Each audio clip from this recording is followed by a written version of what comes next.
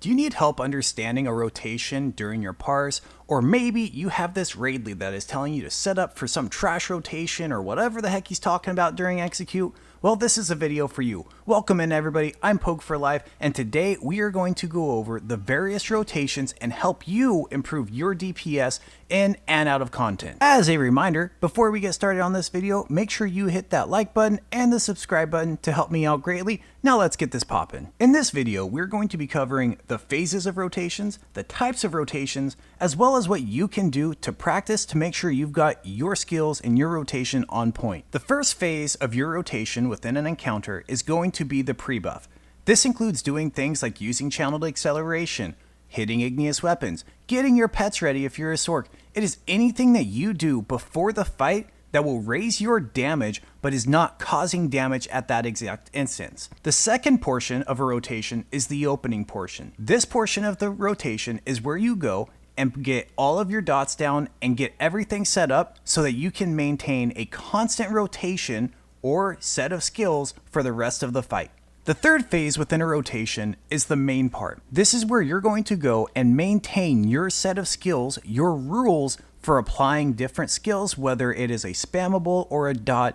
You are going to have a specific rule set where you are applying your skills. The fourth and final phase of a rotation is the execute phase. This is where you are going and you are ending the fight. Generally, you're going to maintain mechanics. You will not forget about them. However, this is where you are trying to kill the boss as quick as possible while not getting execute happy. This generally occurs around 20 to 25% depending upon your class, and if you are in a raid, the raid lead should be calling it out. Now that we understand the various phases of a rotation, we need to understand the various types. There are a bunch of different types of rotations. We're going to have static, semi-static, dynamic, and our trash rotations.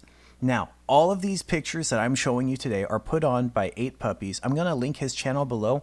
He has a lot of great information on parsing and content and all of the other information. Make sure you go check him out. The first type of rotation we're going to go over is the static rotation. A static rotation means that you are going to hit the exact same buttons in the exact same order, regardless of which buffs, debuffs, skills, or anything else are about to expire or about to be reapplied. This is the easiest kind of rotation to understand because you are going through and hitting 3 X's, 3 Y's, 2 R2s, or whatever the case may be in the exact same order every single time, and it makes life super simple. However, the downside to a static rotation is in general, it is going to give you a lower high-end number than if you were to have a more dynamic rotation. Which brings us into the next rotation, which is the semi-static rotation. Semi-static rotations have a higher potential in score than a static rotation. However, there is a little bit more difficulty to them. Essentially, what you're going to do is take multiple groups of skills and group them together. You're going to have 2 dots on one group and then 2 other dots on a different group.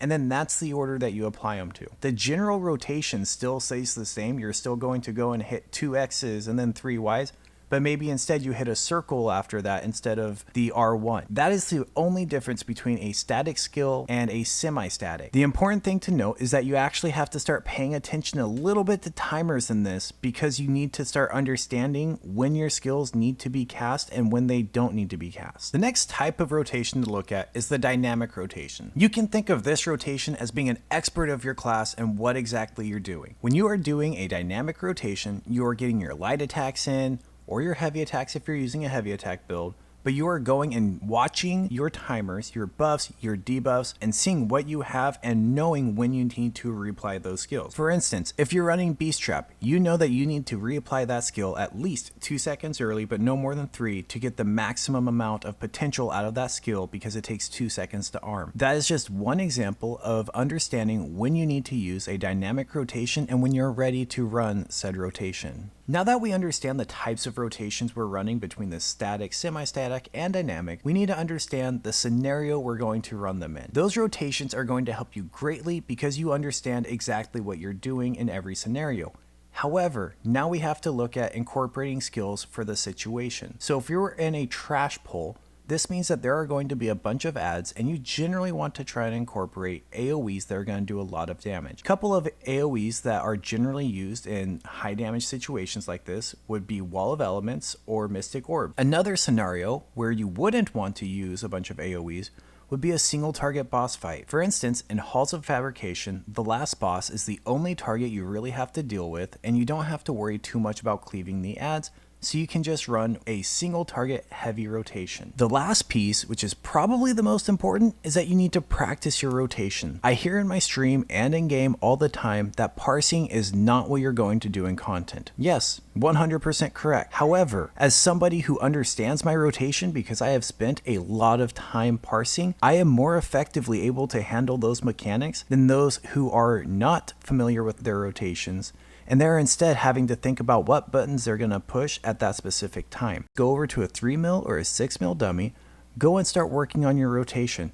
Practice hitting ABX, square, triangle, circle, 1, 2, 3, whatever the case may be, and get it down to where you are maximizing the amount of light attacks you're getting in, minimizing the amount of downtime between, and just doing what you can to understand that your rotation is going to be what you need to do even while handling content. It is important to be able to run your rotation without actually having to think about what buttons you're going to be pushing, because when you get into content, you're going to have to think about what buttons you're pushing to avoid the mechanics or actually deal with the mechanics instead of what skills you're going to be pushing. And this is why you want to go in, spend some time, parse, and have some fun with it. See how high you can get your parse score. It's a mini game, so why not enjoy it? So there we have it. There's everything you need to know about rotations. If I missed anything, please let me know in the comments. And if you enjoyed the video or think anybody in the entire community would find this video helpful, make sure to like the video, share it, and subscribe to the channel. If you'd like to interact over on Twitch, where you can go ask questions and